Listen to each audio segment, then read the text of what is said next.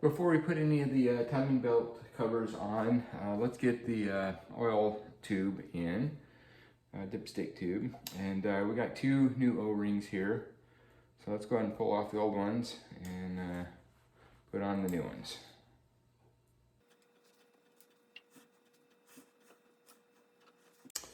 All right, before we install it, let's just put a little bit of oil on these O-rings.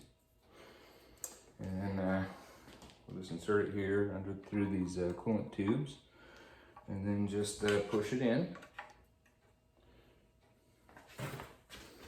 And to hold it in place, there's just one screw here.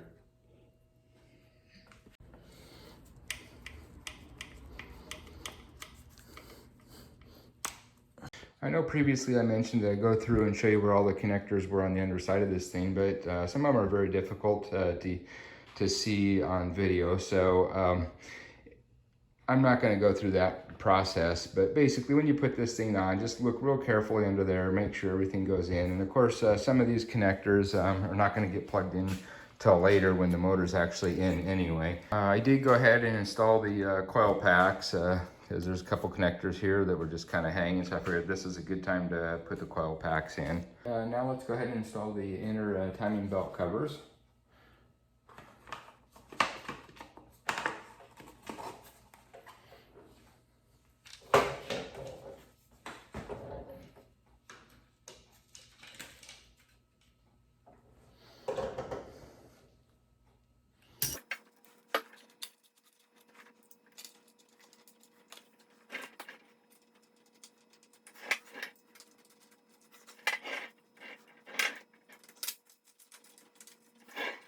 All right, now we can put this bracket on.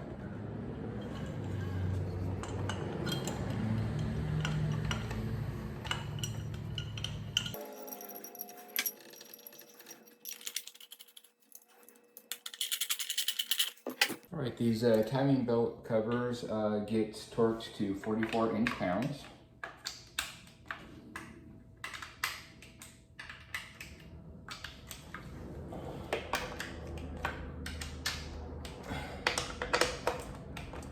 And this bracket, these three bolts here get torqued to 18 pound-feet.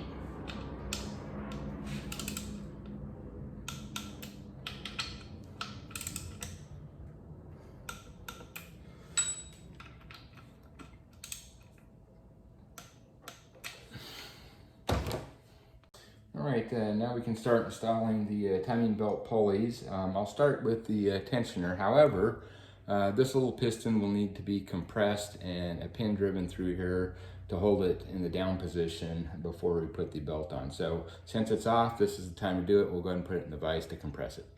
Okay, so let's put it in the vise here and compress it. And basically we're just trying to align this little hole with these two holes and then place a pin through it, which will hold it in position. So when you compress this, do it slowly. If you do it real quick, you could potentially wreck a seal. So just slowly, you can feel the tension as it's released very slowly. So just keep constant tension on here. And then we'll just try to drive this through. Keep going. There we go, it's starting to go.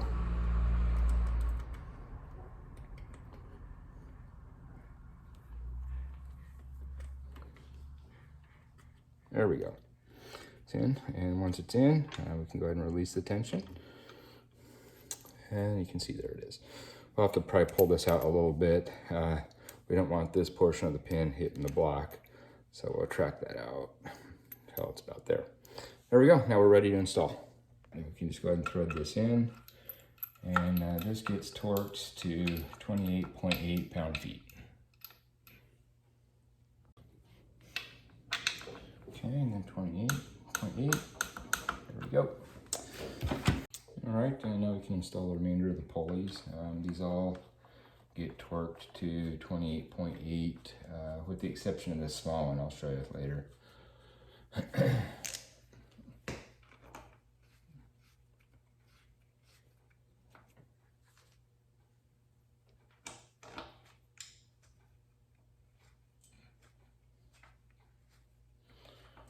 We actually may end up taking off this one when we put the timing belt on and put this on last.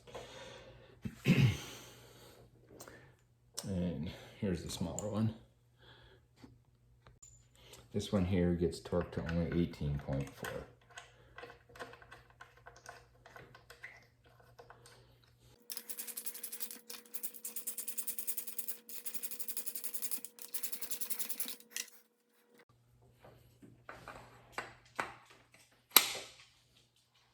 All right, now we can begin installing the cam pulleys. We'll start with the exhaust ones. A couple things to note here. You can see these pulleys are very different. And they're marked as to which one goes where. You can see here, this is LEX, which is left exhaust. And this one here is right exhaust. And be sure that you're using the right bolts too. The exhaust pulleys use this bolt, not this one. You'll notice this is for the intake and it's got a hole in the middle. It's made to pass oil through, and that's part of the ABCS system. So just be sure you're using the correct bolts. All right, so this one's the right. So oh, one other thing. Before you start messing with these and turning them, you want to make sure that the crank is in the proper position. And let's see. Yeah, make sure that the crank is in the proper position. And the reason for this is because you don't want to be spinning these cams here and then making the valve hit the pistons. So what we'll do is we'll turn the crank so that this little mark here, this little tiny mark here, lines up with that little dot there. When it's in that position, all the pistons are halfway through their stroke. So that way it eliminates any possibility for the valves hitting the pistons. All right, and there's no real trick when putting these on. Just make sure that the pin here lines up with the little cutout here. And you'll feel it, it'll just kind of pop into place.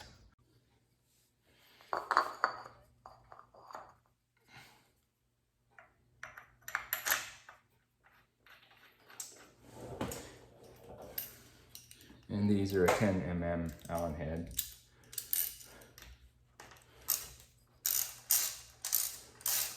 All right, now we can do the intake pulleys. These are a little different because they do pass oil. So real important to make sure that this is clean in here and there's no debris. You don't want anything plugging up those little oil passages. These are also labeled as well. This is the right hand side one here.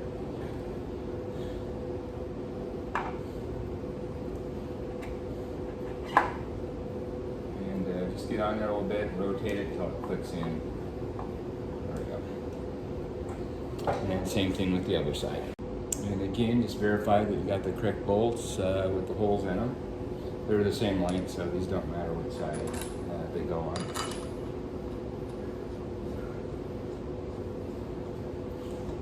The torque spec on these cam pulleys are 22 pound-feet and then an additional 45 degrees.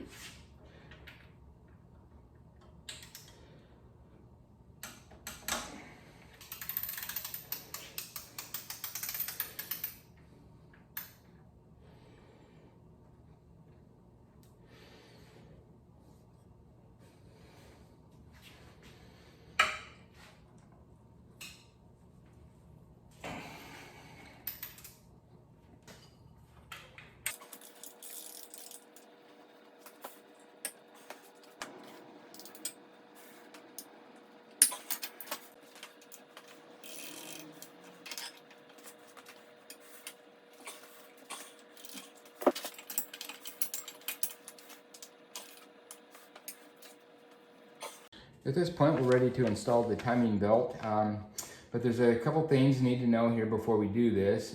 First of all, we need to make sure that the timing mark here is lined up with the little dot here on the oil pump. Again, that puts the pistons all halfway in the middle of the stroke, so there's no risk of the valves hitting the pistons when you turn these. However, we still have to worry about valve to valve interference. And that's basically if you open both the intake and the exhaust valves at the same time, they can actually hit each other and damage.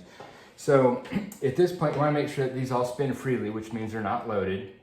And then these one on the right side, you can get the timing marks lined up without loading the valves. However, on the left side, they do get loaded. And it's important that you rotate them in the right direction to avoid that valve to valve interference. And according to the factory service manual here, basically you don't want to turn the top one counterclockwise or the bottom one clockwise. You want to go clockwise on the top, counterclockwise on the bottom until the timing marks line up. All right, so on the right side here, like I said, these aren't loaded, so these are very easy to line up. And the marks you want to line up here at the top, there's a mark here that should coincide with the little notch here in the cover. And same thing on the bottom one, on the exhaust, it should line up with the little notch there. And then the two pulleys have some notches there that should line up as well. So make sure that those are all lined up. Make sure that crank is in the right position there. Basically, this mark should line up with that little dot. And then over on the other side, we're gonna have to work against some of the spring tension here. And again, the top one, we want to turn only in the clockwise direction. So there's a mark at the top here too. So I'll go ahead and line that up. And I'm having to do this with a wrench. It's just too much force. Okay, got that lined up. And then on the bottom, we want to turn the opposite direction counterclockwise. And let's see, I'll get these lined up here. Okay, and once these are lined up, we got this special tool that'll hold the cams in place while we put the belt on. Because if you just touch this, it'll want to just spring back. So it's very important that that be held firmly in place. All right, so to properly use this cam holding tool, you'll notice that there's a spacer on one of these and not on the other. So this pulley here is a little further recessed, so that one's going to go on the bottom. You want to make sure that these are loose and spinning freely at this point. And just go ahead and put them on until it slides in. And then you want to use 2 wrenches when you tighten these up. One to hold the cam sprocket in place so it doesn't move while you're tightening the bolt. And another one just to tighten the bolt from the outside. Like so. And okay, like so. And then once you've done that, verify that your timing marks are still in place. Okay, so just to verify, everything looks like they're still lined up here on the side. And then the cam is in the proper position. And then on the right side, timing marks are all lined up. There. And there. Okay, so now we can slide the belt on. All right, I just ran into something that's a little concerning. I just noticed that on each of these cam pulleys, you have like a little retainer piece here to hold the belt or to prevent it from jumping.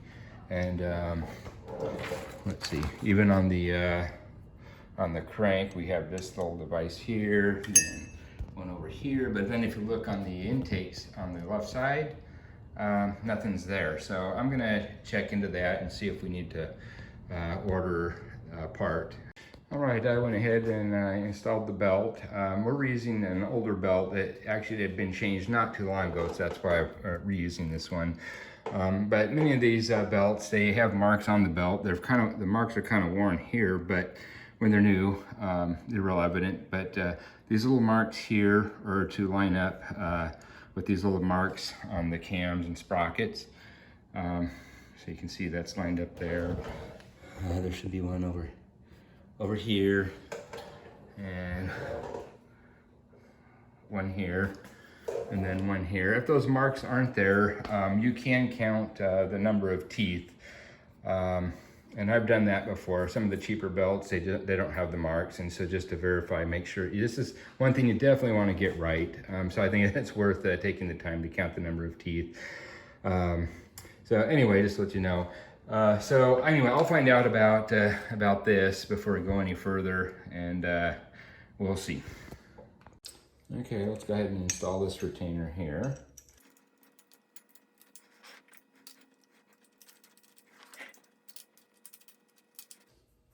And before you torque these down this back, with many of the timing belts comes this little tool that gives you the proper spacing. So you want to slide that in there before torquing these down. And this tool works also in the other locations as well. So put it in each of those corners and then adjust those as necessary. Once the belt's on, then we can go ahead and pull the pin on the tensioner. There we go. Now the belt should be fully tensioned. All right, after looking into it a little bit further, apparently the engine doesn't come with a retainer in this position on the left side intake. So anyway, if you don't have one of these spacing tools here, the spec on it is 1 millimeter plus or minus 0.5 millimeters. And the torque specs on this guy here is 7.2 pound-feet, and on these guys here, it's 4.7 pound-feet. So this is 86 inch-pounds.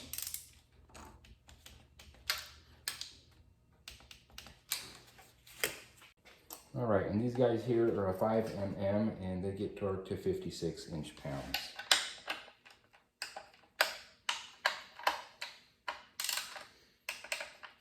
And there's just the 3 of them. One here, one down here, one here, none on the left intake cam. All right, now we can remove our holding tool.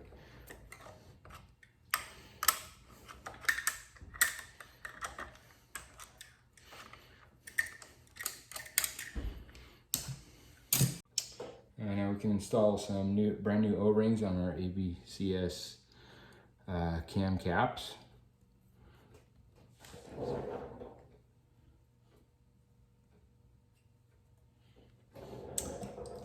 And then put our caps on.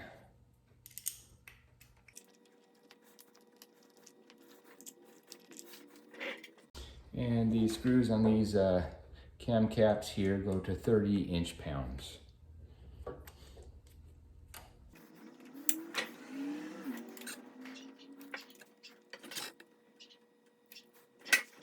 Now we can reinstall our timing belt cover, and all of the screws that go in here get torqued to 44 inch-pounds.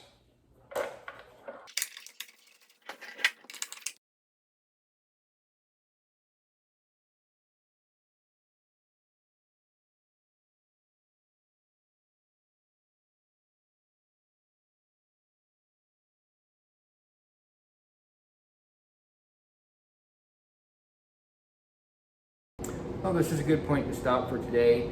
We'll begin the next video with the exhaust headers. We'll have to start with welding back on a heat shield that the weld is cracked and the thing's starting to fall out and it's going to rattle. So we'll start with that and then get the turbo back on, and then we're going to be pretty much wrapped up with the motor work.